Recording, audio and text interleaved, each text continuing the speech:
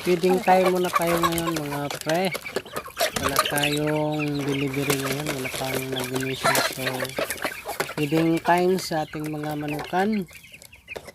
Ito yung ano natin, yung hobby natin, no? Yung alaga natin manok, pinapakain natin para hindi naman sila magutom.